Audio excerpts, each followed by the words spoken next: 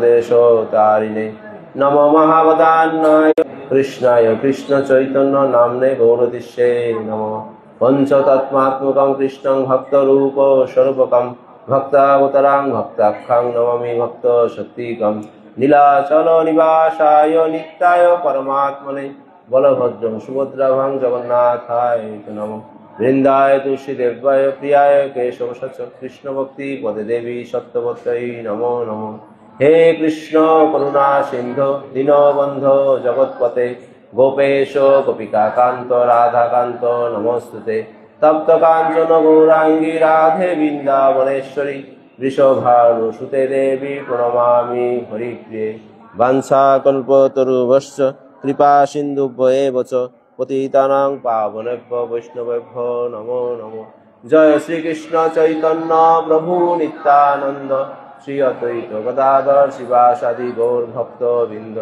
हरे कृष्णा कृष्णा कृष्ण हरे हरे हरे राम राम राम हरे हरे नमोऽयं विष्णुपादाय कृष्ण प्रेष्ठाय भूतले श्रीमते जयपताका स्वामिनिति नामिने नमो आचार्य पादाय निताय कृपा प्रदायिने गौरकथा धमोदय नगर ग्राम दारिणे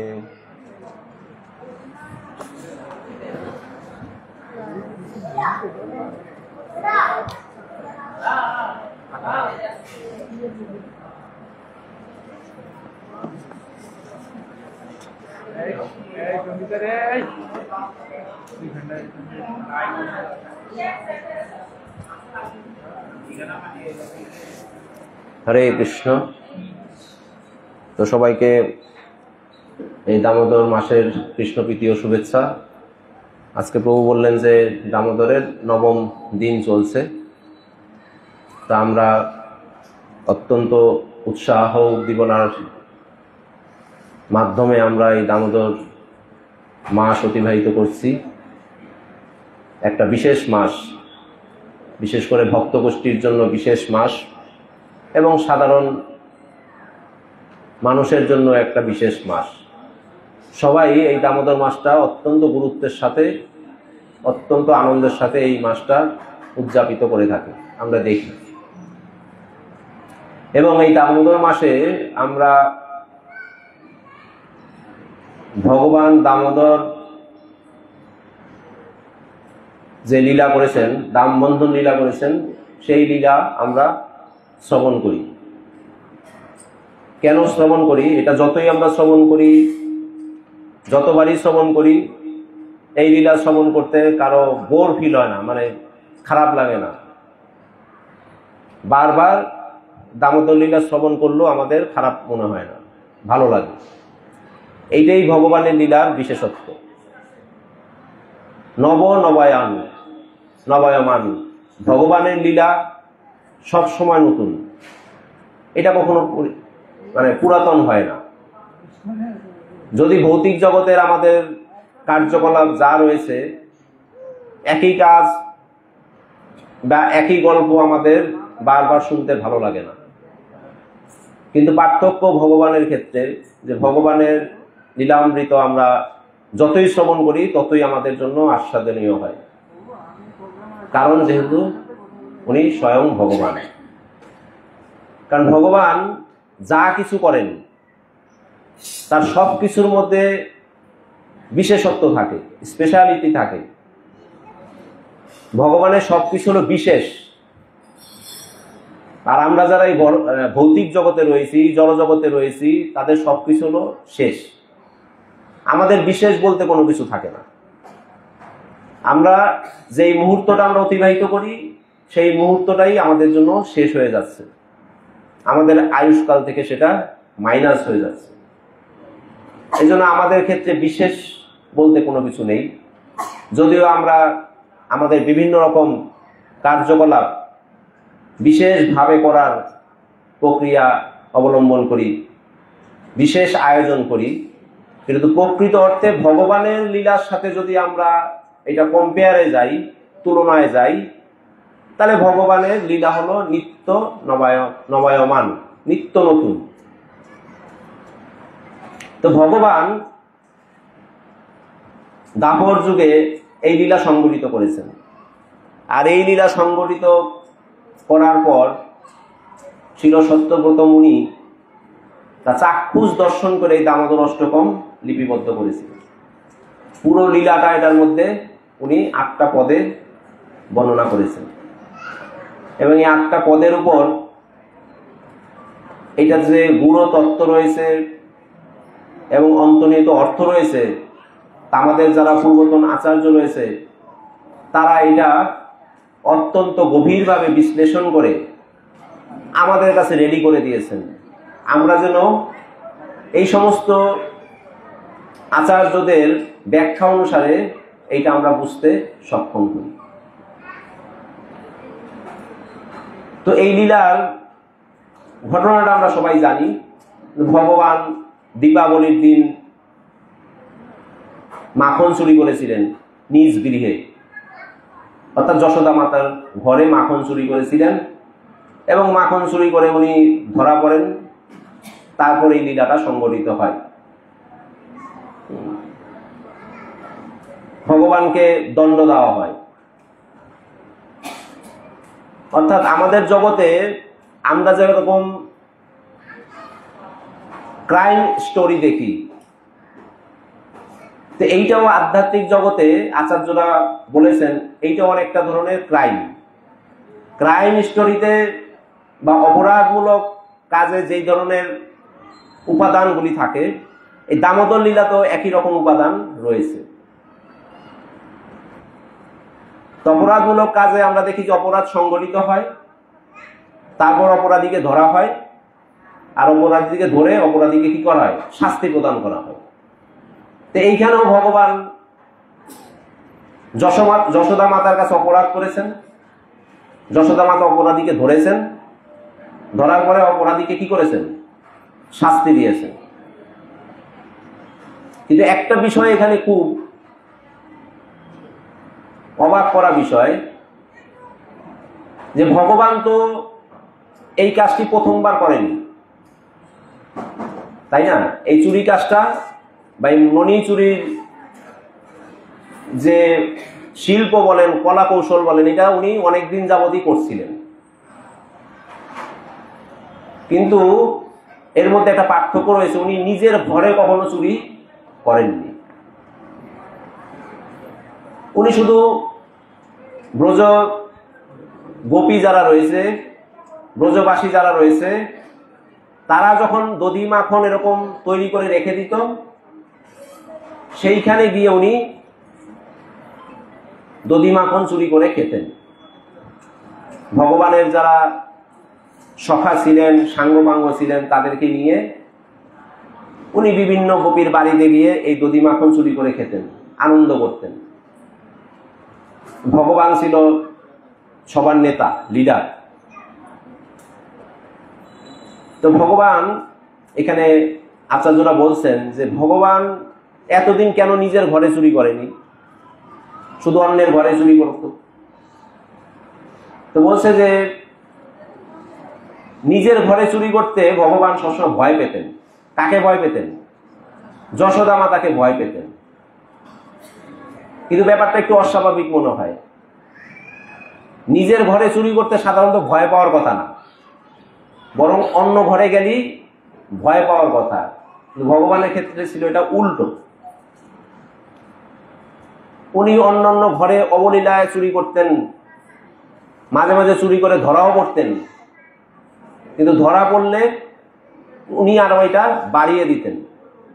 কারণ কি, ধরা পড়লে ভগবানকে একটু কথা শোনাতেন গোপীরা, বলতেন যে তুমি হলো রাজার পুত্র, তোমার বাবা রাজা, তোমার ঘরে কি মণি মাখন নেই, তুমি আমাদের ঘরে খেতে আসো, তোমার বাবাকে বলে দেবো, মাকে বলে দেবো, এরকম বলে ভগবানকে কি করতেন?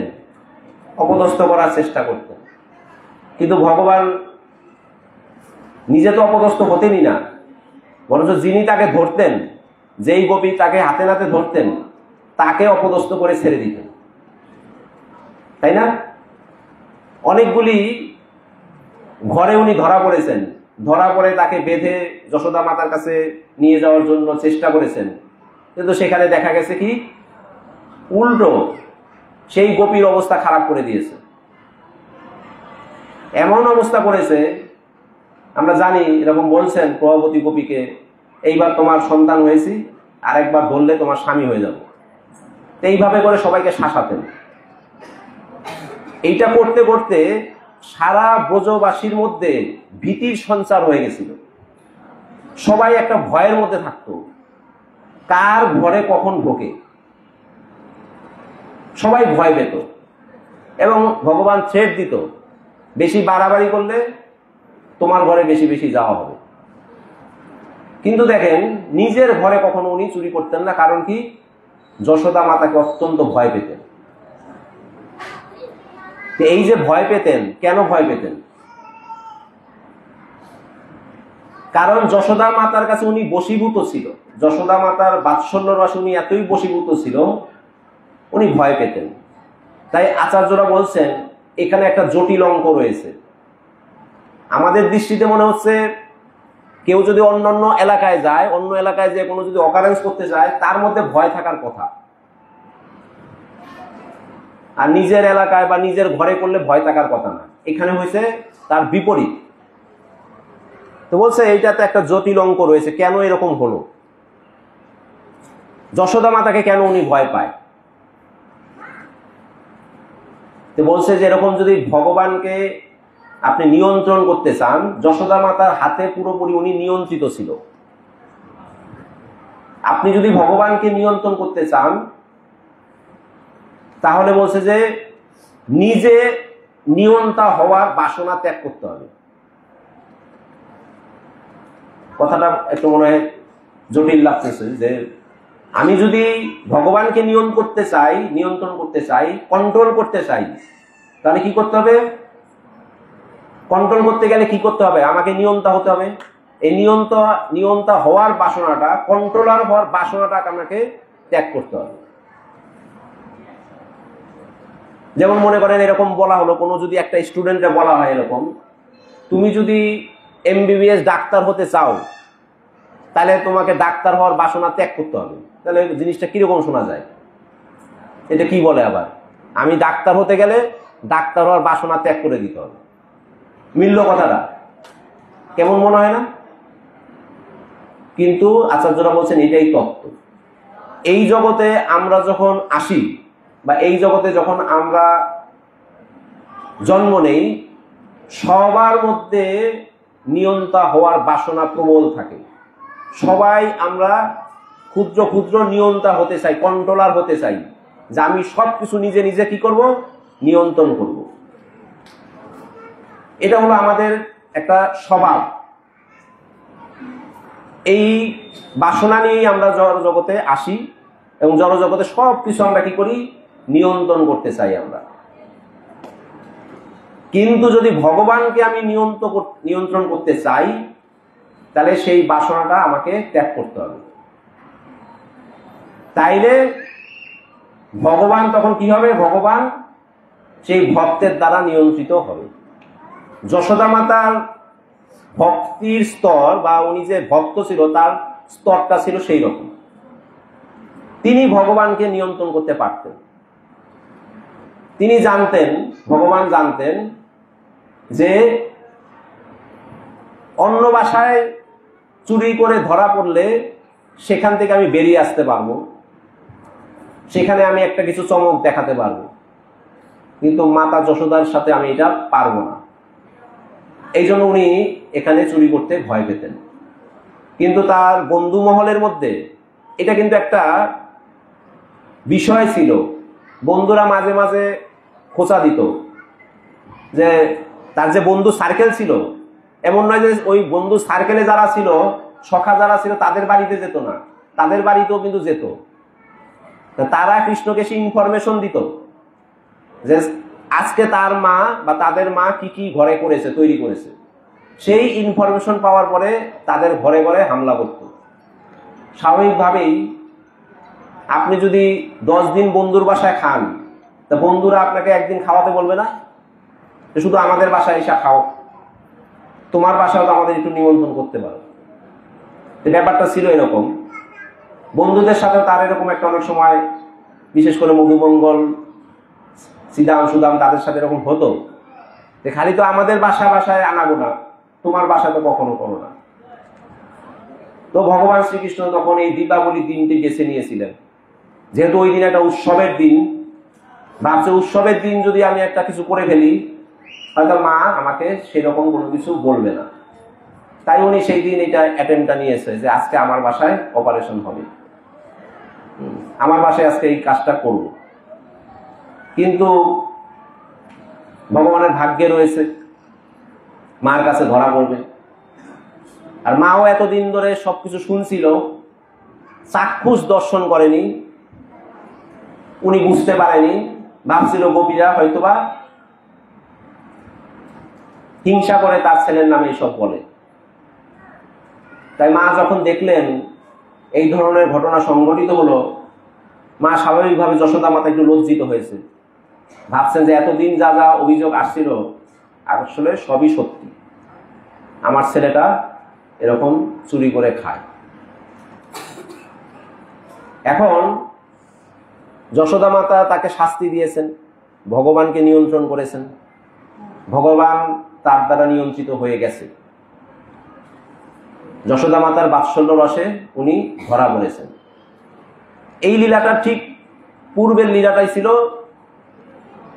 মিদ ভক্ষণ লীলা, অর্থাৎ মাটি খেয়েছিলেন ভগবান। ভগবান মাটি খেয়েছিলেন, শুরু কিন্তু সেইখান থেকেই। মাটি খেয়েছিলেন, সখারা এসে বলেছিলেন কৃষ্ণ মাটি খেয়েছে। বলরাম এসে মার কাছে বলেছেন যে মা আজকে কৃষ্ণ মাটি খেয়েছে। তো যশোদা মাতা দুশ্চিন্তা করেছেন যে এইটুকু একটা শিশু মাটি খেয়েছে, নিশ্চয়ই তার স্বাস্থ্যের সমস্যা হবে, পেট খারাপ হতে পারে। তাই মা দৌড়ে গেছেন ভগবানকে চেক করার জন্য, আসলে সত্যি সত্যি মাটি খেয়েছে কিনা। তো বলছেন তুমি মাটি খেয়েছো। এই দামোদর লীলা ঠিক পূর্ব লীলাটা এটা, না আমি মাটি খাইনি। কে বলছে আমি মাটি খেয়েছি? বলছে তো তোমার বন্ধুরা সবাই বলছে। শুধু বন্ধু না, তোমার বড় ভাই বলরাম বলছে তুমি মাটি খেয়েছো। তখন ভগবান বলছিলেন যে আচ্ছা, ইতিপূর্বে আমার নামে অনেক অভিযোগ হয়েছে, ইতিপূর্বে আমি অন্যান্য বাসায় মাখন চুরি করে খাই, এই অভিযোগ মা তোমার কাছে দিয়েছে সবাই? বলছে হ্যাঁ দিয়েছে। তার কোনোদিন সত্যতা পেয়েছো? বলে না পাইনি। তাহলে কেন লোকজন আমার পিছনে লেগে আছে? এইটাও সেই রকম, আমি মাটি খাইনি। আগের অভিযোগগুলি যেরকম ছিল এই অভিযোগটাও সেই রকম, শুধু শুধু আমার কথা মিথ্যা কথা আমার জন্য, মানে আমার ব্যাপারে মিথ্যা কথা তোমাকে বলেছে, আসলে আমি মাটি খাইনি। তো মা যশোদা বললেন ঠিক আছে, আগের কথাগুলি সত্যি ছিল না, এই কথাটাও সত্যি না হোক এটাই আমি চাই। তুমি মাটি খাওনি, তাহলে তুমি তোমার মুখ খুলে দেখাও, আমি তো চেক করি দেখি মাটি খেয়েছো কিনা। তো ভগবান তার মুখ গহ্বর হা করে দেখিয়েছেন যখন, তখন যশোদা মাতা দেখলেন সারা বিশ্ব ব্রহ্মাণ্ড, অনন্ত কোটি ব্রহ্মাণ্ড তার ছেলের মুখের ভিতর। পাহাড় পর্বত সমুদ্র নদী সবকিছু তার ভিতরে। তুমি যে গোকুলে ছিলেন, লীলাটা গোকুলে, যশোদা মাতা দেখলেন গোকুলটাও মুখের ভিতরে। শুধু গোকুল না, উনি নিজেও মুখের ভিতরে। যশোদা মাতা নিজেই ভগবান শ্রীকৃষ্ণের মুখের ভিতরে রয়েছে। এইটা দেখার পরে যশোদা মাতা সাথে সাথে সেন্সলেস হয়ে গেছে, মূর্ছা গেছেন। মূর্ছা যাওয়ার পরে যখন নাকি উনি একটু সম্বিত ফিরে পেয়েছেন, তখন উনি ভাবছেন হায় হায়, আমি তো এতদিন জানতাম আমি ব্রজের রানী, নন্দ মহারাজার স্ত্রী, আমার কত দাস দাসী, আমার কত প্রতিপত্তি, আমার কত ভাব, এত চাকর বাকর রয়েছে, এত সম্পদ রয়েছে, এত গো সম্পদ আমার কাছে রয়েছে। আমি আমার এই ছেলেটিকে শাসন করতে গেছি, কত কিছু করতে গেছি, আসলে তো আমি তুচ্ছ, অতি তুচ্ছ একটা মানুষ। আর আমার এই ছেলেটা আসলে কি? সে তো মনে হয় আসলে সাধারণ কেউ নয়, এতদিন তাকে আমি নিয়ন্ত্রণ করতে গেছি, আমি তো আসলে একটা তুচ্ছ মানুষ। অর্থাৎ ভগবানের প্রতি তার যে বাৎসল্য রসটা ছিল, এই বাৎসল্য রসটা তাৎক্ষণিকভাবে ঐশ্বর্য রসে রূপান্তরিত হয়েছে। মাতা যশোদা বিশ্বাস করতে পারছে না যে এতদিন আমি কি করেছি, আমি ভুল করেছি তাকে শাসন করে, আমি তার যোগ্য নই, এই ছেলেটি তো আসলে স্বয়ং ভগবান, কেন আমি এরকম করলাম। ভগবান শ্রীকৃষ্ণ কিন্তু যশোদা মাতাকে পড়ে ফেলেছেন, কি ভাবছেন বুঝে গেছে। এখন ভগবান শ্রীকৃষ্ণ চিন্তা করলেন সত্য শেষ, এখন যদি মা আমাকে ভগবানই ভেবে থাকেন তাহলে আমার এই লীলা সব শেষ, এটা তো হতে দেওয়া যায় না, কারণ আমি তো এখানে অনেক আনন্দ করতে এসেছি, যশোদা মাতার বাৎসল্য রস আমি আস্বাদন করতে এসেছি। অর্থাৎ ভগবান তখন চাইলেন যে না, এই ভাব তার থেকে দূর করে দিতে হবে, এই মুহূর্তে দূর করতে হবে, আর বেশিক্ষণ রাখা যাবে না। তাই তিনি আবার যোগমায়ের দ্বারা তৎক্ষণাৎ যশোদা মাতাকে আবার সবকিছু ভুলিয়ে ফেলেন।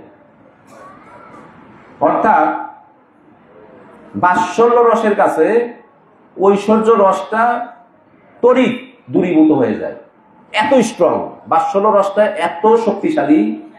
এই যে একটু আগে একটু মুহূর্তের মধ্যে উনি ভেবেছিলেন তার ছেলেটা ভগবান, সাথে সাথে এটা আবার তিরোহিত হয়ে গেছে, ভগবান তাকে ভুলিয়ে দিয়েছে।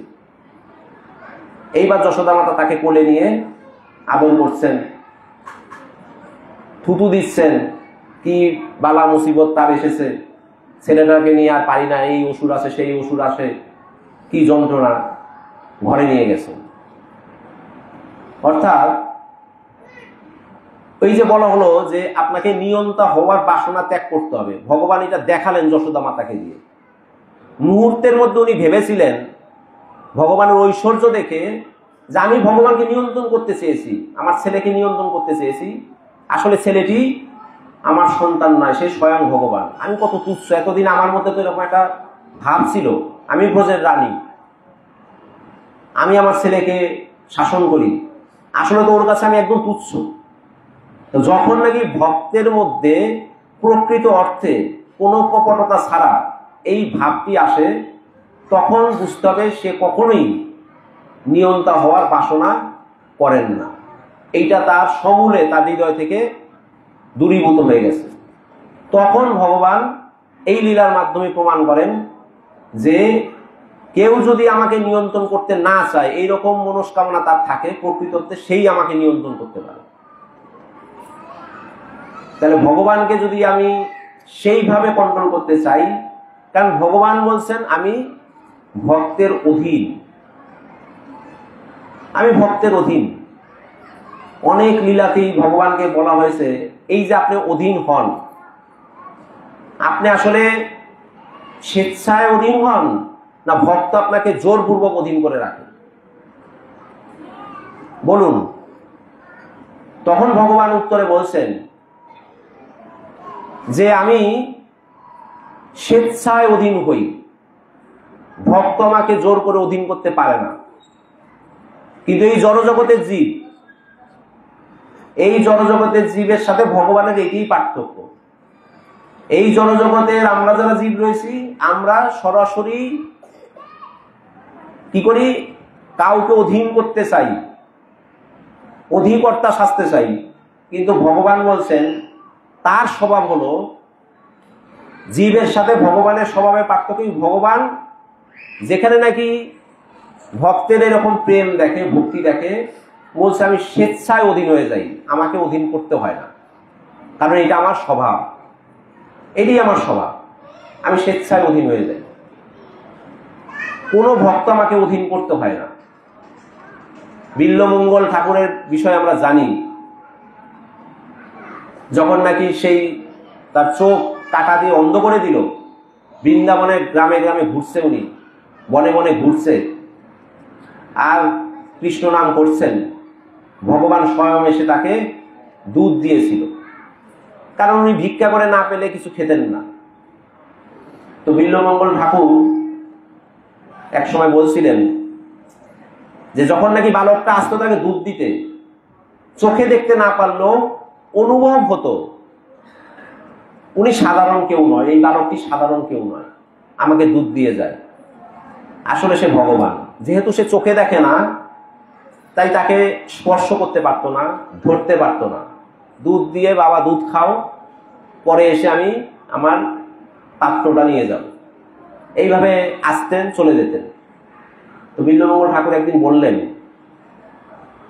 যখন আসছিলেন এরপর এরকম বলছে যে তুমি তো আমাকে আসলে পরিচয় দিচ্ছ না, তুমি কে? এক এক সময় এক এক রকম কথা বলে তুমি আমাকে খাওয়াও, কিন্তু আমি বুঝতে পেরেছি আসলে তুমি কে, আমি বুঝতে পেরেছি। তো তুমি তোমাকে স্পর্শ করতে দিচ্ছ না, ধরতে দিচ্ছ না, শুধু তুমি আমাকে এই খাবার দিয়ে চলে যাচ্ছ। এই যে তুমি দূরে দূরে আসো, তুমি কি ভেবেছো তুমি আমাকে কোনো সময় ধরা দেবে না, দূরে দূরে থাকবে? তা আমার যে হৃদয়ে কারাগার রয়েছে, এই কারাগারে বহুদিন আগেই তোমাকে লাইফ প্রিজনমেন্ট আমি দিয়ে দিচ্ছি। লাইফ প্রিজন মানে যাবজ্জীবন কারাগারে, যাবজ্জীবন তোমাকে কারাগারে আমি বন্দী করেছি, যাবজ্জীবন। কোন অপরাধীকে যখন যাবজ্জীবন কারাগার দেয়, তখন সে মৃত্যুর আগ পর্যন্ত সে কি করে? কারাগারে থাকে। তো বলছে যে আমি তো অলরেডি, তুমি যে আসলে ব্রজের প্রসিদ্ধ চোর, সেই শাস্তি স্বরূপ আমার হৃদয় কারাগারে তোমাকে আমি লাইফ প্রিজনমেন্ট দিয়েছি, আমি তোমাকে যাবজ্জীবন কারাগার দিয়েছি। তোমার যদি ক্ষমতা থাকে তাহলে তুমি সেখান থেকে তোমাকে নিজেকে তুমি মুক্ত করো। তোমার যদি ক্ষমতা থাকে তাহলে মুক্ত হও। তুমি মুক্ত করতে পারো কিনা, তুমি মুক্ত হতে পারো কিনা দেখো তুমি।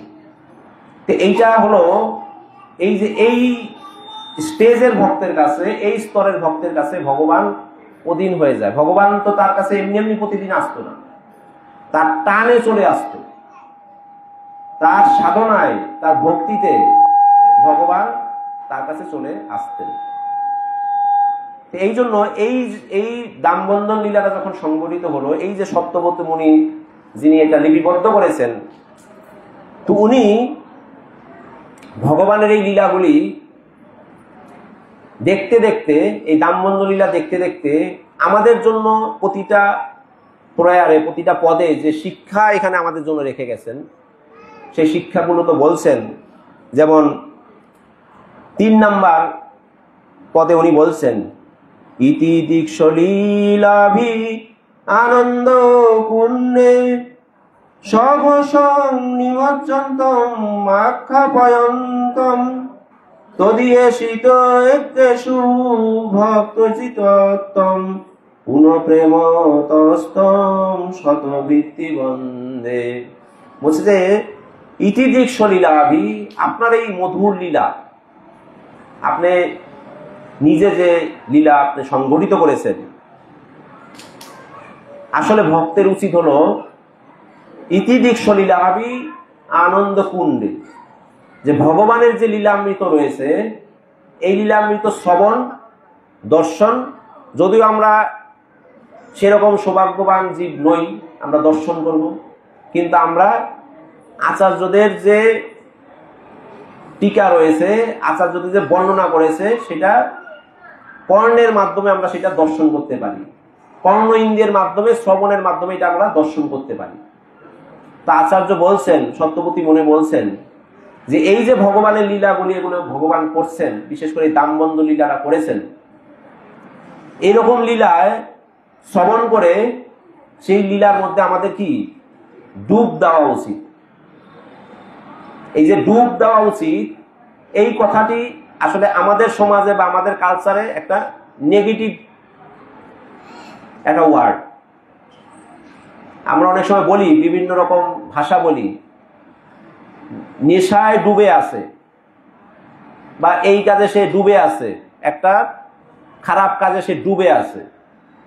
ডুবে থাকা মানে হলো সেটা আসলে নেগেটিভ অর্থ, কিন্তু ভগবানের লীলাতে ডুবে যাওয়া, এটাকে পজিটিভ হিসাবে এখানে সত্যব্রত মুনি ব্যাখ্যা করছেন। বলছে যে জড়জগতের আমাদের যে কর্মকাণ্ড বা জড়জগতে আমাদের যে বিচরণ, আমরা আসলে কোথায় ডুবে থাকি আর কোথায় ভেসে থাকি। আর ভগবান কোথায় ডুবে থাকতে বলছে, ভগবান কোথায় ভেসে থাকতে বলছে? আমরা হলো ভৌতিক কর্মকাণ্ড, জনজাগতিক কর্মকাণ্ড, ভৌতিক কামনা বাসনা, এর মধ্যে আমরা ডুবে আছি। সত্যি কিনা? এর মধ্যে আমরা ডুবে আছি, অথচ এটার মধ্যে ডুবে থাকতে উনি নিষেধ করছেন। বলছে যে এইখানে আমরা যদি ভৌতিক কামনা বাসনা, জড়জগতের এই কামনা বাসনা, জড়জগতের ইন্দ্রিয় তর্পণ, এর মধ্যে যদি আমরা ডুবে থাকি, তাহলে কদাচিৎ কি আমরা ভগবানকে লাভ করতে পারবো? লাভ করতে আমরা পারবো না। বলছে যে এখানে আমাদের আসলে ডুবে থাকা উচিত নয়। যে আমরা অনেক সময় প্রশ্ন করি, এই কামনা বাসনা কিভাবে দূর করব? কামনা বাসনা তো আমার হৃদয় থেকে যাচ্ছে না, আমি এটা কিভাবে দূরীভূত করতে পারি? তো বলছে যে হৃদয় থেকে যাবে কিভাবে? এই যে আসক্তি নামক যে শব্দটা রয়েছে, সম্পূর্ণ পরিমাণে আমাদের আসক্তি রয়েছে। তা আসক্তি যদি না কমে বা আসক্তি যদি দূরীভূত না হয়, তাহলে আমি এখান থেকে বেরোবো কিভাবে? তাই বলছে যে এই জনজাগতিক কর্মকাণ্ড থেকে যখন আমার আসক্তি রহিত হয়ে যাবে, আসক্তি দূরে চলে যাবে, তখন আমি এখানে কি ভেসে থাকতে পারবো। এইটাই আমাদের উচিত। আর ভগবানের যে লীলা রয়েছে, ভগবান সম্বন্ধে যা আমাদের জ্ঞান থাকা দরকার, শাস্ত্র অধ্যয়ন করা দরকার, এই সব বিষয় আমাদের কি একদম নিমগ্ন, স্বঘোষং নিমগ্ন। হ্যাঁ, স্বঘোষং। উনি বলছেন যে আমার লীলায় তুমি ডুবে থাকো। সত্যবতী বলছেন যে আপনার লীলা আমি ডুবে থাকতে চাই, এই আনন্দ কুণ্ডে আমি ডুবে থাকতে চাই, যেটা আপনি নিজে আমাকে দেখাচ্ছেন, দর্শন করাচ্ছেন। আর কি, যেটা আপনি ঘোষণা করছেন, যে আপনার লীলাটাকে কিভাবে ঘোষণা করছেন। যখন যশোদা মাতা তাকে উদু ফলের সাথে বেঁধে ফেলে, বাধা পড়ে গেছেন অলরেডি অনেক চেষ্টার পরে, তখন আকাশ মার্গে সমস্ত দেবদেবীরা দৃশ্য অবলোকন করছিলেন। এটা কি ঘটলো? পূর্ণ পুরুষোত্তম ভগবান স্বয়ং, তাকে কিনা একজন মা, তার মা বেঁধে ফেলেছে। এটা কি করে সম্ভব? তো ভগবান যখন দেবদেবীরা ছিল, মা বেঁধে যখন অন্দরমহলে চলে গেছেন, তো দেবদেবীদের বলছেন, তোমরা কি দেখছো? এই যে আমি মার হাতে বাধা পড়েছি, তাড়াতাড়ি ছবি তোলো। দেবদেবীদের বলছে তাড়াতাড়ি ছবি তোলো। আর তোমাদের আমি দেখাতে চাই, তোমরা তো হলো সবার ঈশ্বর, তাই না? বলছে যে তোমরা সবাই ঈশ্বর। ঈশ্বর মানে হলো নিয়ন্তা।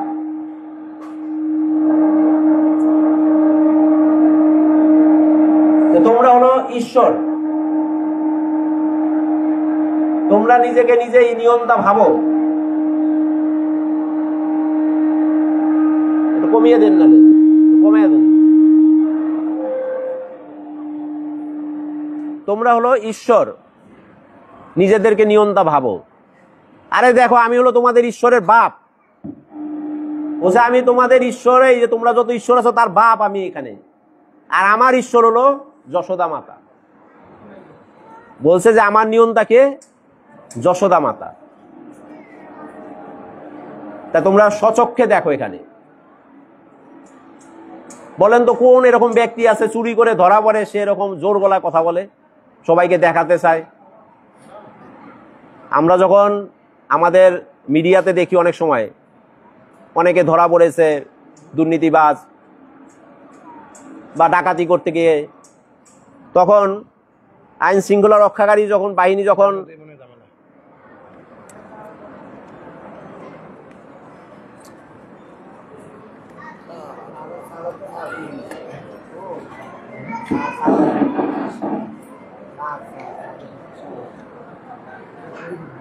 আইন শৃঙ্খলা রক্ষাকারী বাহিনী যখন তাদের ধরে, আমরা টিভি ক্যামেরার সামনে অনেক সময় দেখি সাংবাদিকরা থাকে, সবাই কি করে, এরকম মাথা নিচু করে থাকে, তাই না?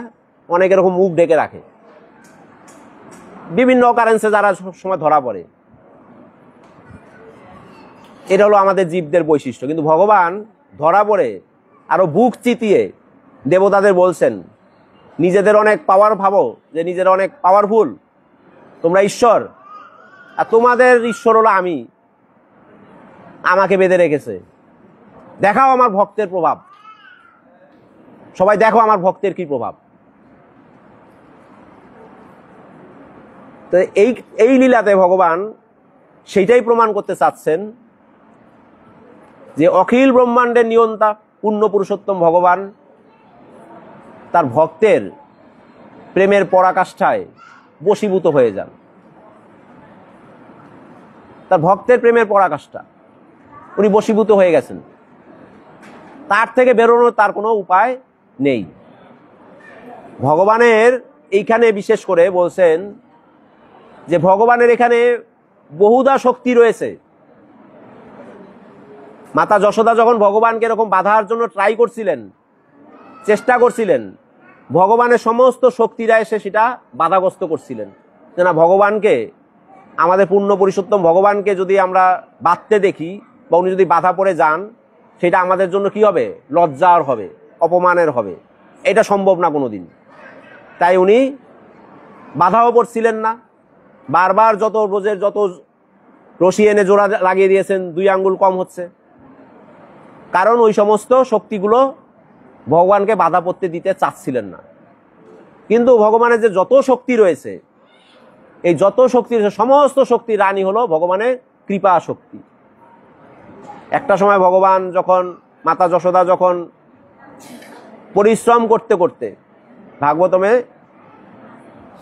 দিষ্টয়া পরিশ্রমম সমাতু, ভাগবতমের শ্লোকে বলেছে, যখন ভগবান দেখছেন তার মা পরিশ্রম করতে করতে করতে করতে ঘর্মাক্ত হয়ে গেছে, ঘামে টপ টপ করে পড়ছে, শাড়ি টাড়ি সব ভিজে গেছে, তখন ভগবানের কৃপা শক্তি ভগবানকে বলছেন যে প্রভু, এইবার আপনার ভক্তকে আপনি কৃপা করেন। যেহেতু কৃপা শক্তি হলো ভগবানের অন্য সমস্ত শক্তির রানী, তা রানী মাতা যেটা বলবে, আর অন্য যারা রয়েছে তারা, তাদের কোনো বাধা দেওয়ার উপায় আছে? কোনো শক্তি আর বাধা দিতে পারলেন না। ভগবানের এই কৃপা শক্তি এখানে মুখ্য ভূমিকা রাখলেন ভগবানকে বাধা পড়ার জন্য। তো এই দৃশ্য দেখে সত্যব্রত মুনি বলছেন, বরং দেব মোক্ষম মোক্ষম বধিম্বা ন চান্নম বৃণে অহম বরে সাধ প্রিয় ঈদন্তে বপুরনাথ গোপাল বালম সদা মে মনসাবিরাস্তাম কি মন্নই। তো ভগবানের এই বাধা পড়া দেখে সত্যব্রত মুনি ভগবানের কাছে প্রার্থনা করছেন, হে দেব, যে আমি আসলে আপনার কাছে কোনো বর চাই না। শুধু বর না, বলছে যে কোনো মুক্তি আমি চাই না, ন মোক্ষম। শুধু মুক্তি নয়, বলছে যে ন মোক্ষম বোধিম্বা, অর্থাৎ মুক্তির অবধি। এক হলো মুক্তিও চাই না, আর মুক্তির যে অবধি মানে মুক্তির যে শেষ পর্যায়ে, মুক্তির শেষ পর্যায়টাকে বলা হয়েছে বৈকুণ্ঠ ধাম।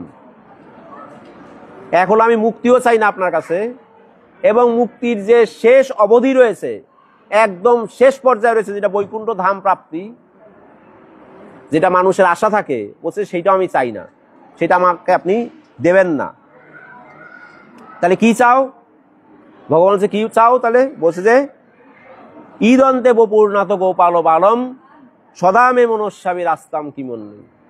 যে এই যে আপনি বাল গোপাল রূপে আপনি যে এই নন্দালয়ে গোকুলে যে লীলা বিলাস আপনি করছেন, শুধু আমি চোখ মুদ্রিত করলে, আমি চিন্তন করলে আমার মানসপটে যেন সেই লীলাটা ভেসে ওঠে সবসময়, আমি যেন দেখতে পাই সবসময়। বরং আপনি আমাকে সেই বর দান করুন। আমি আপনার কাছে মুক্তিও চাই না, এবং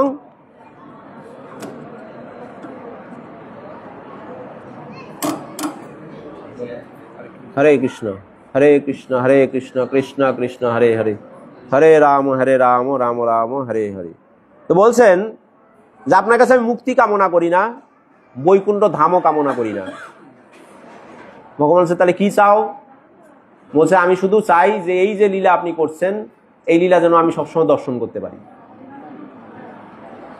তাহলে ভক্তের চাওয়া কি? ভক্ত সবসময় ভগবানের লীলা মহিমা শ্রবণ করতে চায়, দর্শন করতে চায়।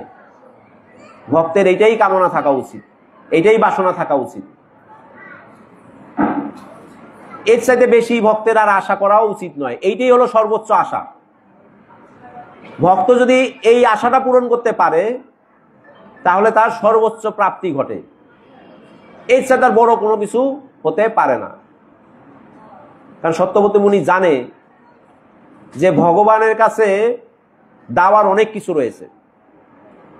যেমনি ভাবে আপনি যদি কোনো, যেমন আমরা পৃথিবীর ধনী লোক জানি কে, Bill Gates, world richest person. আবার ধরেন ভারতীয় উপমহাদেশের ধনী লোক আছে আম্বানি পরিবার, মুকেশ আম্বানি, তারা ধনী লোক। তো বলছে যে আম্বানির কাছে বা এরকম বিল গেটসের কাছে কেউ যদি কিছু চাইতে যায়, তার কাছে তো প্রচুর প্রাচুর্য ঐশ্বর্য, সে তো অনেক কিছু দিতে পারে, তাই না? যে চাইতে যাবে সে কিন্তু তখন বিভ্রান্ত হবে, আসলে কোনটা চাইব,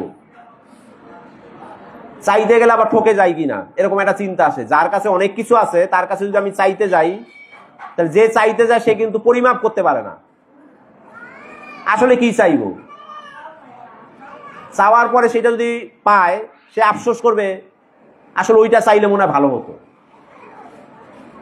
অথবা যদি আমরা একটু সহজভাবে বুঝতে চাই, যে আমাদের এখানে যেমন আমরা এখন কি দেখি, স্বপ্ন দোকান দেখি, যে কি বলে এটা, চেন সুপার স্টোর বা বিগ বাজার। কলকাতায় আছে বিগ বাজার।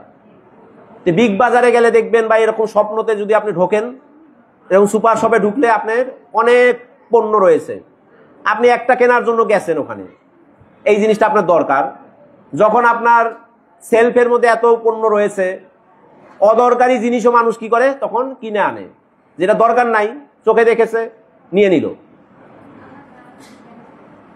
তো বলছে যে ভগবানও এরকম একটা বিগ বাজারের মতো,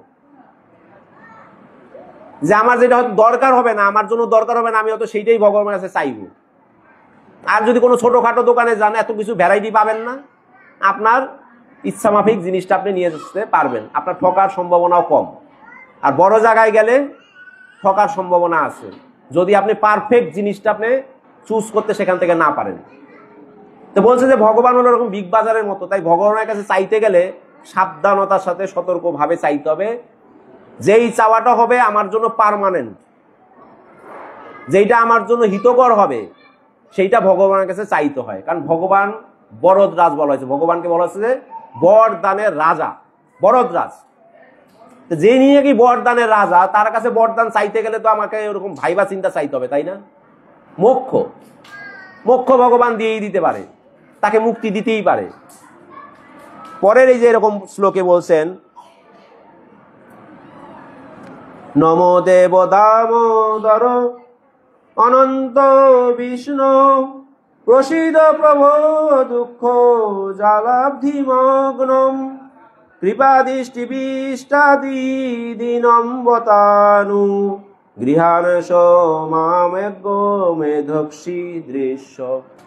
তো ভগবানকে বলছেন, হে ভগবান, হে অনন্ত দেব, অনন্ত বিষ্ণু, অনেক নামে সম্বোধন করেছেন। আসলে আপনি আমাকে এই দুঃখালয় থেকে আপনি আমাকে উদ্ধার করুন, কিন্তু আমি মুক্তি চাই না, আমি কিন্তু মুক্তি চাই না। তো কি চাও তুমি? ভগবান বলছেন যে তুমি খালি মুক্তির বিষয়ে এত কথা বলো কেন? কতক্ষণ পরপরই তুমি খালি বলছো, কিছুক্ষণ পরপরই বলছো তুমি আমাকে মুক্তি দিও না, মুক্তি দিও না। মুক্তিতে তোমার এত কি বাধা? কেন তুমি মুক্তি চাও না? এই জগতে সবাই মুক্তি চায়, চায় কি না? আপনারা চান মুক্তি? কি মুক্তি চাই আমরা এই জড়জগৎ থেকে? বলছে এই জড়জগতে সবাই মুক্তি কামনা করে। তোমাকে একটা ব্যক্তির আমি দেখছি, তুমি খালি কিছুক্ষণ পরপরই বলছো আমাকে মুক্তি দেন না, আমাকে মুক্তি, আমাকে মুক্ত করেন না। কেন? এটাতে সমস্যা কি তোমার?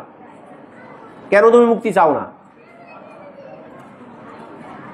তো সত্যবতী মুনি বলছেন, আমাকে যদি আপনি মুক্তি দেন তাহলে আমি ব্রহ্মে লীন হয়ে যাব। এই যে 5 প্রকার যে মুক্তি রয়েছে, বলছে যে ব্রহ্মে আমি লীন হয়ে যাব। তো ব্রহ্মে যদি আমি লীন হয়ে যাই, ব্রহ্মজ্যোতিতে যদি আমি লীন হয়ে যাই, যেটা ভগবানের অঙ্গজ্যোতি, সেখানে যদি লীন হয়ে যাই, সেখানে তো দামোদর লীলা হয় না।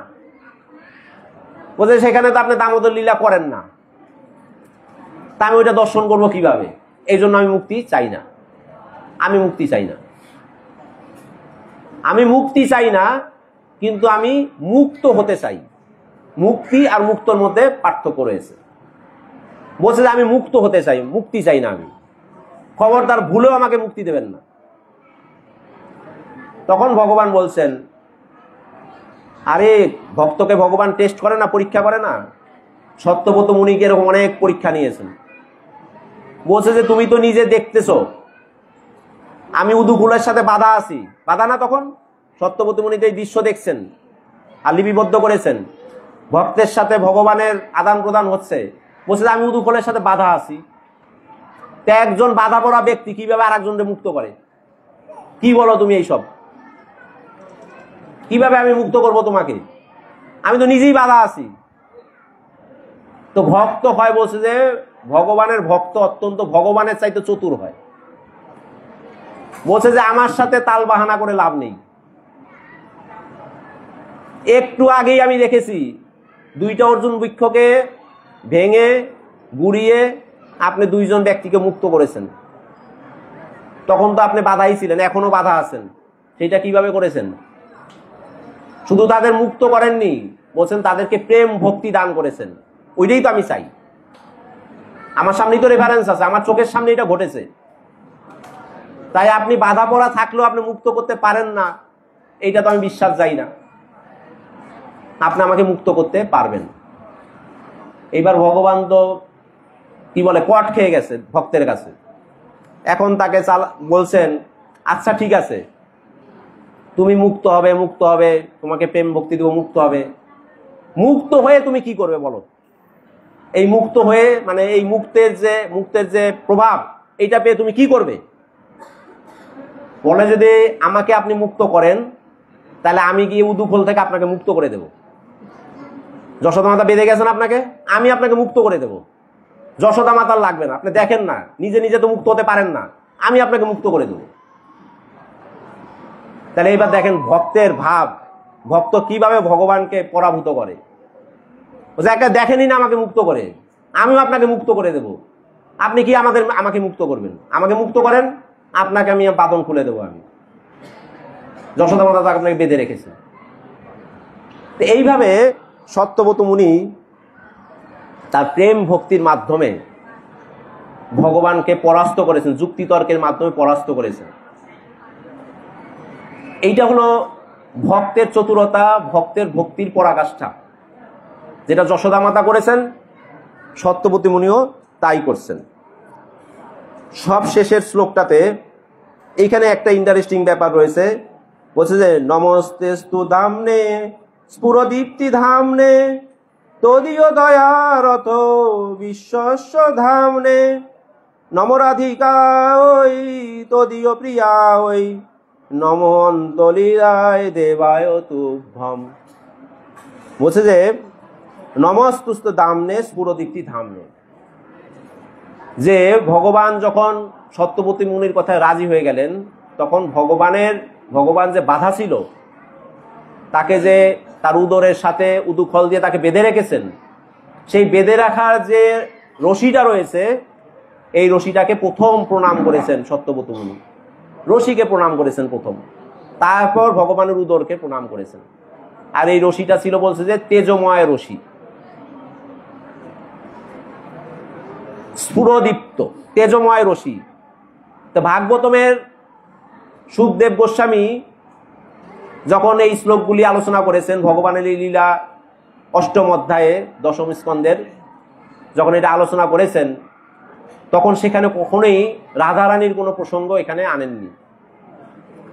যে আসলেই কি রাধারানী ওই দামবন্ধ লীলা উপস্থিত ছিল, এইটা আমরা কিন্তু সাধারণ দৃষ্টিতে উপলব্ধি করতে পারি না বা বুঝতে পারি না। কিন্তু সত্যব্রত মুনির এই পংক্তিতে প্রমাণ করে সেখানে রাধারানীও ছিল, শ্রীমতী রাধারানী সেখানে উপস্থিত হয়েছেন। কারণ রশিটা কি? তেজময় রশি, আর রশিটাকে প্রথম প্রণাম করেছেন। এই তেজময় রশি মানে হলো তপ্ত কাঞ্চন্য গৌরাঙ্গী। রাধারানীর আর এক নাম হলো গৌরাঙ্গী, তার বর্ণের সাথে এই রশির মিল রয়েছে। আচার্যরা বলছেন এখানে যে যখন নাকি যশোদা মাতা তাকে বাঁধতেই পারছিল না, 2 আঙ্গুল ছোট হচ্ছে ছোট হচ্ছে। সেই ব্রহ্ম মুহূর্ত থেকে শুরু করেছে, গোধূলি লগ্ন চলে আসছে, এই 12-13 ঘন্টা মা চেষ্টা করছেন তার শিশুটিকে বাঁধার জন্য, কিন্তু বাঁধতে পারছেন না। ওই যে কৃপা শক্তি যতক্ষণ না পর্যন্ত প্রকটিত হয়েছে, আর এই কৃপা শক্তির আধার হলো শ্রীমতী রাধারানী। শ্রীমতী রাধারানীর জন্যই আসলে ভগবান অপেক্ষা করছিলেন। যেমনি ভাবে কালিয়া নাগ লীলাতে, কালিয়া দমন লীলা যখন উনি ভগবান করেন, তখন কালিয়া নাগকে যখন নাকি মোটামুটি একদম সাইজ করে নিয়ে আসছেন, একদম প্রথমে তো খুব লাফালাফি করেছেন, ভগবানকে পেঁচিয়ে ধরেছেন, ভগবানকে খেয়ে ফেলতে চেয়েছেন, কিন্তু যখন কালিয়া নাগ আর পারেনি, কালিয়া নাগের মস্তকের উপর যখন ভগবান উঠে বসেছে, দাঁড়িয়েছেন, তখন দেবদেবীরা সব, ডিজে পার্টিরা সব এসে গেছে, ব্যান্ড পার্টি নিয়ে, ভগবান এখন নৃত্য করবে, তারা বাজনা বাজাবে, কিন্তু ভগবান তো নৃত্য করছেন না, ভগবান নৃত্য করছেন না, কারণ নায়িকা অনুপস্থিত, রাধারানী আসেনি। কারো সামনে যদি ওরকম না দেখাতে পারে তাহলে তার এটা ভাব থাকে নাকি? তো শ্রীমতী রাধারানীর জন্য অপেক্ষা করছিলেন। যেই নাকি রাধারানী ওই যমুনার পারে এসেছেন, তখন ভগবান নৃত্য করা শুরু করেছেন। এতক্ষণ কিন্তু সবাই স্টপ হয়ে আছে, দেবদেবীরা ঢোল করতাল সব নিয়ে আসে, কিন্তু ভগবান শুরু করছেন না। এইখানেও দামবন্ধ লীলাতেও যশোদা মাতা পারছেনই না, তারপরে সেখানে রাধারানী এসে উপস্থিত। মানে দীপাবলির দিন রাধারানী সেজে এসেছেন, চুলের মধ্যে ফিতা লেগেছে ওনার, সেই তেজময় ফিতা রশি। তখন ভগবান শ্রীমতী রাধারানীকে ইশারা দেন যে তার কেশ বন্ধন মুক্ত করে সেই চুলের ফিতাটা যেন মায়ের কাছে উনি দেন, ইশারায় বলেন। তখন রাধারানী তার কি করেন, কেশ বন্ধন মুক্ত করে সেই ফিতাটা মার হাতে তুলে দেন। তা মা প্রথমে ফিতাটা পেয়ে, এতটুকু একটা ফিতা, মা চিন্তা করছেন হাজার হাজার গজ রশি জোড়া দিয়ে দিলাম, আর এই ফিতাটাতে আমার কি হবে? এত বড় রশি নিলাম, তারপর আমি বাঁধতে পারছি না, এই ফিতা দিয়ে কি হবে? তখন ভগবানও মা যশোদাকে একটা ইঙ্গিত দেন, এটা দিয়েই হবে, তুমি এটা তোমার রশির সাথে জোড়া দাও, জোড়া দিলে এটা দিলেই আমি বাধা পড়ব। তখন শ্রীমতী রাধারানী সেই ফিতা ভগবান মাতা যশোদা সেই রশির সাথে যখন জোড়া দেন, তখন ভগবান বন্ধনে আবদ্ধ হন। এইটা দিয়ে প্রমাণ হচ্ছে যে শ্রীমতী রাধারানীর কৃপা ব্যতীত, যদিও যশোদা মাতার স্থান অনেক উচ্চে, ভক্তি স্তর অনেক উচ্চে, কিন্তু সর্বশ্রেষ্ঠ হলো ভগবানের ভক্তকে শ্রীমতী রাধারানী, তার কৃপা আমাদের প্রয়োজন রয়েছে। শ্রীমতী রাধারানীর কৃপা ব্যতীত ভগবানকে প্রাপ্ত হওয়া যায় না। তো সত্যব্রত মুনি এই জন্য রশিটিকে, রাধারানীর প্রতিনিধিত্ব করছেন ওইখানে, রশিটিকে প্রণাম করেছেন, তারপর উদরকে প্রণাম করেছেন। এখন উদরকে কেন প্রণাম করলেন? রশির একটা মাহাত্ম্য আমরা পেলাম, কেন রশিকে প্রণাম করেছেন? তো উদরের মাহাত্ম্যটা কি? উদরকে কেন সত্যবতী মুনি প্রণাম করলেন? বলছেন যে এই উদরের মধ্যে হলো অনন্ত কোটি ব্রহ্মাণ্ড, 14 ভুবন রয়েছে এটার মধ্যে। ভগবানের গর্ভদক্ষায়ী বিষ্ণু ভগবান থেকে, নাভি পদ্মমূল থেকে এই 14 ভুবনের সৃষ্টি, তাই না? ব্রহ্মা প্রকট হয়েছেন, 14 ভুবন সৃষ্টি করেছেন। তাই সত্যবতী মুনি চিন্তা করছেন যে আমি সহ এই উদরের মধ্যে রয়েছি, আমরা সবাই ভগবানের উদরের মধ্যে রয়েছি, আর এই উদরকে একমাত্র রাধারানী কৃপা দ্বারাই বাধা সম্ভব, সেটা ভগবান এখানে প্রমাণ করেছেন। তাই উনি উদরকেও এখানে ভক্তি করেছেন, উদরকেও উনি প্রণাম করেছেন। এইভাবে সত্যব্রত মুনি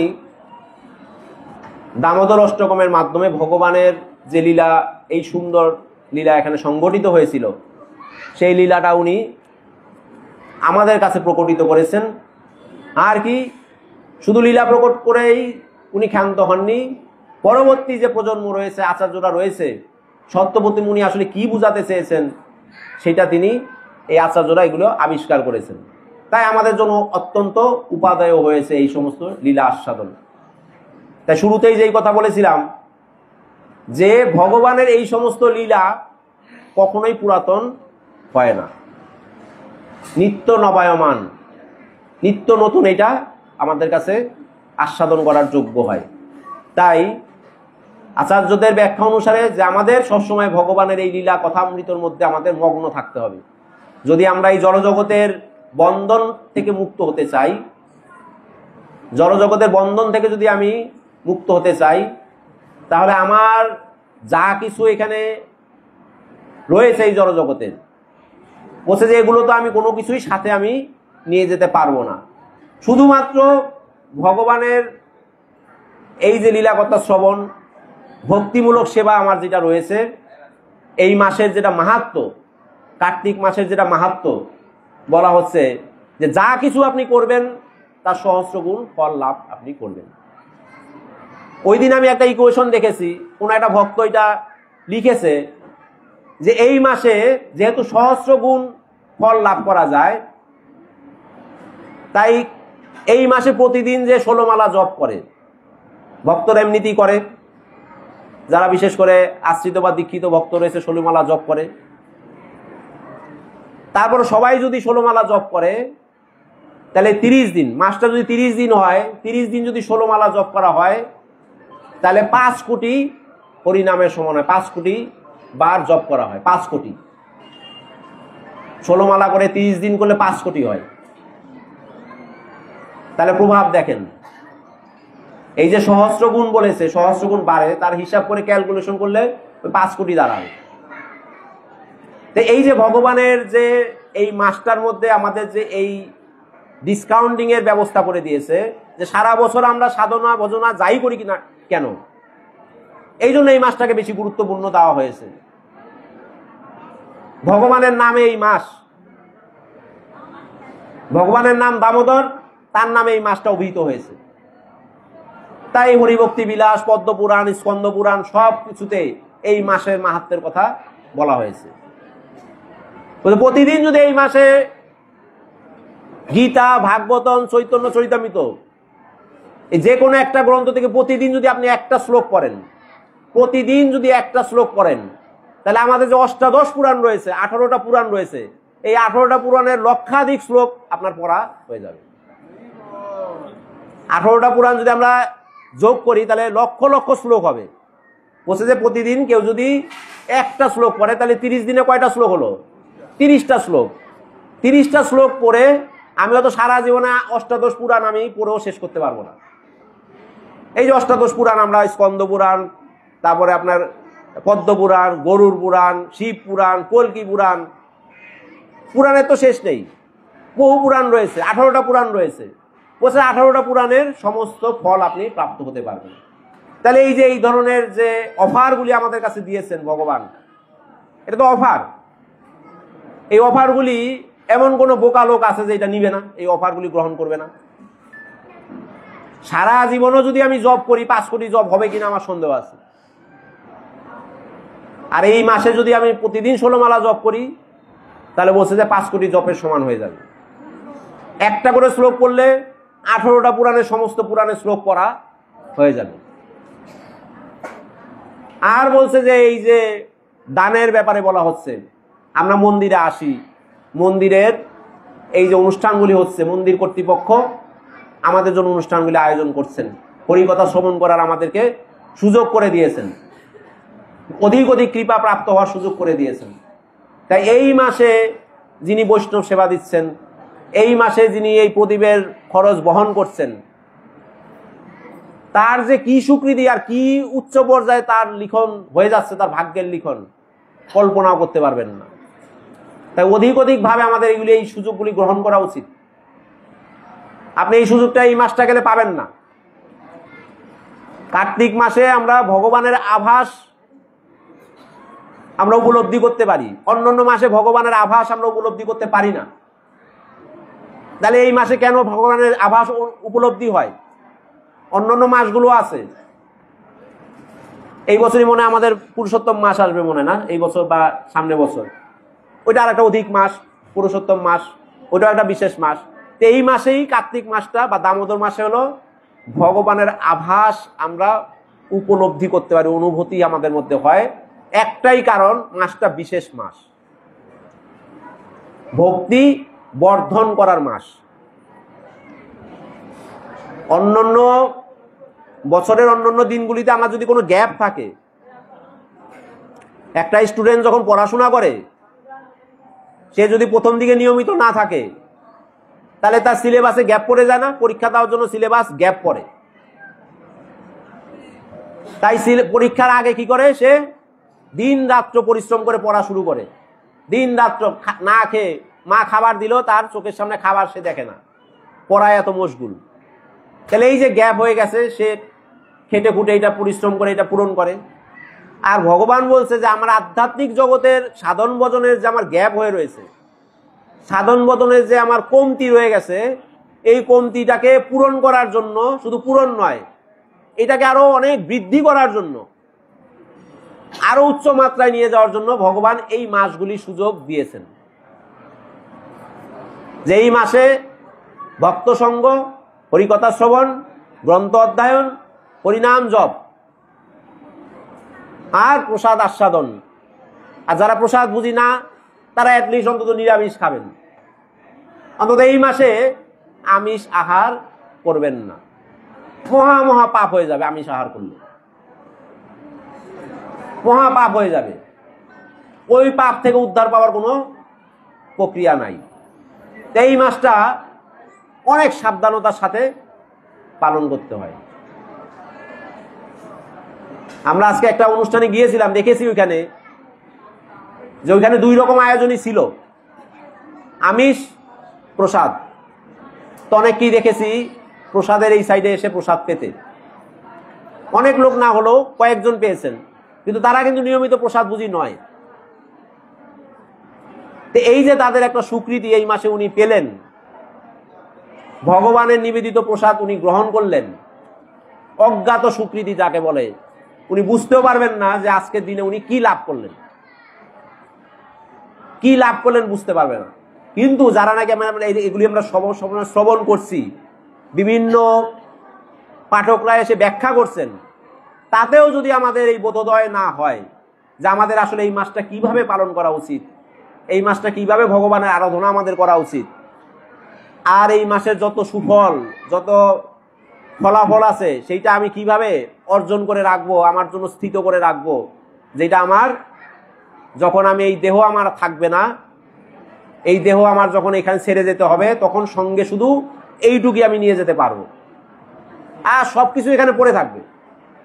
ধনৈশ্বর্য যা কিছু আমি ইনকাম করেছি, আত্মীয় স্বজন যা কিছু আমি অর্জন করেছি, যত বংশ বিস্তার আমি করেছি, এই বংশ বিস্তার, ধনৈশ্বর্য, আত্মীয় স্বজন সব কিছু এখানে পড়ে থাকবে। শুধুমাত্র এই মাসের এই ভক্তির ফল বা এই মাসের যে স্বীকৃতি আমি যদি যথাযথভাবে শ্রদ্ধার সাথে, নিষ্ঠার সাথে যদি আমি এটা খালি পালন করে যাই, তাহলে এইটুক আমাকে ব্যাকআপ দেবে, এইটুক আমাকে ব্যাকআপ দেবে পরবর্তী আমার ডেস্টিনেশনের জন্য। পরবর্তী আমার কি গতি হবে, এই গতিটা নির্ধারণ করার জন্য এইটুক আমাকে তখন ব্যাকআপ দিবে এইটা।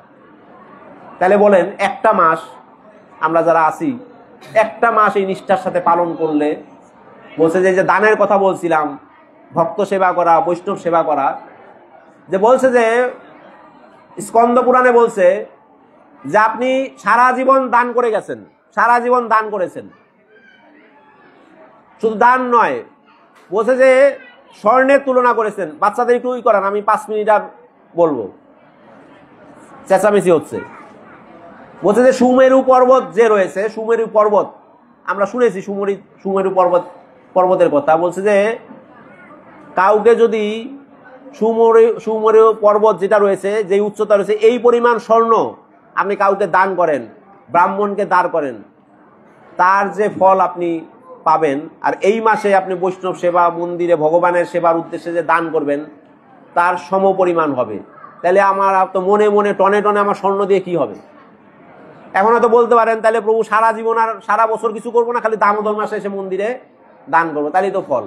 সেইটা মিন করতেছি না, এইটা ইন জেনারেল একটা পারসেপশন, ইন জেনারেল যারা ভক্ত রয়েছে তাদের কাছে একটা আবেদন যে আপনারা যেহেতু নিয়মিত চর্চাটা করতে পারছেন না, আপনারা যেহেতু নিয়মিত ভক্তি জীবনটা পালন করতে পারছেন না, নিয়মিত ভগবানের নিবেদিত প্রসাদ গ্রহণ করতে পারছেন না, অ্যাটলিস্ট এই মাসটা আপনারা উদযাপন করুন নিষ্ঠার সাথে।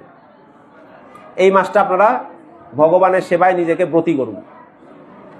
তাহলে সারা বছর যাই আমরা করেছি না করেছি, যেই সঞ্চিতটা সারা বছর পাপ কর্মের সঞ্চিত যেটি আমার থাকুক, সেটা সমূলে বিনষ্ট হবে এই মাসের প্রভাবে। বুঝতে পেরেছি? তাহলে এই মাসটা আমাদের জন্য খুবই গুরুত্বপূর্ণ। তাই এই যে আমরা যে দামোদর লীলা আমরা এখানে আলোচনা করলাম সংক্ষিপ্তভাবে, দামোদর লীলা তো একদিনে আর শেষ করা যাবে না, অনেক ব্যাখ্যা রয়েছে, প্রতিটা শ্লোকের অর্থ রয়েছে, প্রতিটা শ্লোকের বিভিন্ন রকম আচার্যরা তাদের নিজের উপলব্ধি থেকে নিজের ভক্তির জোরে ওনারা এগুলি অনেক কিছু ব্যাখ্যা করেছেন, টিকা দিয়েছেন। এই সমস্ত বিষয়গুলি আমাদের এই যে একটা গ্রন্থ রয়েছে দামোদর মহিমামৃত, এই দামোদর মহিমামৃততে ভগবান যে দামোদর লীলা করেছেন, আচার্যরা যে ব্যাখ্যা দিয়েছেন, এই ব্যাখ্যা থেকে কিন্তু আমরা পাঠ করি, এখান থেকে আমরা পাঠ করি। এখানে চমৎকার ভাবে এই গ্রন্থতে ব্যাখ্যা করা আছে, খুব একটা বেশি দাম না। এটা প্রণামী কত? 60 টাকা মাত্র প্রণামী। আপনারা এই দামোদর মাসে এই গ্রন্থটা যাদের নেই, 50 টাকা, 50 টাকা, আর মানে আরো 10 টাকা ডিসকাউন্ট, এই 50 টাকা দিয়ে এই প্রণামী দিয়ে এই গ্রন্থটা সংগ্রহ করবেন। এইটাও আপনার ভগবানের একটা সেবা বলে পরিগণিত হবে। এখন বলতে পারেন আমার কাছে আছে, আমি কত বছর নিয়েছি, ভালো কথা, আপনার কাছে আছে, আপনি একজনকে এটা নিয়ে গিফট করুন, এইটা একটা দান, গিফট করুন, আধ্যাত্মিক কল্যাণ হবে আপনার। এই গ্রন্থটা সংগ্রহ করে কারো সামর্থ্য থাকলে একাধিক কপি নিতে পারেন, 5 কপি 10 কপি নিতে পারেন, অ্যাভেলেবেল এখানে রয়েছে, সবাই এটা নেয়।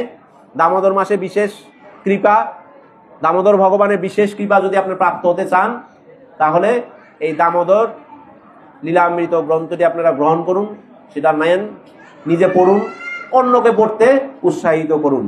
হরে কৃষ্ণ কৃষ্ণ কৃষ্ণ হরে হরে, হরে রাম রাম রাম হরে হরে।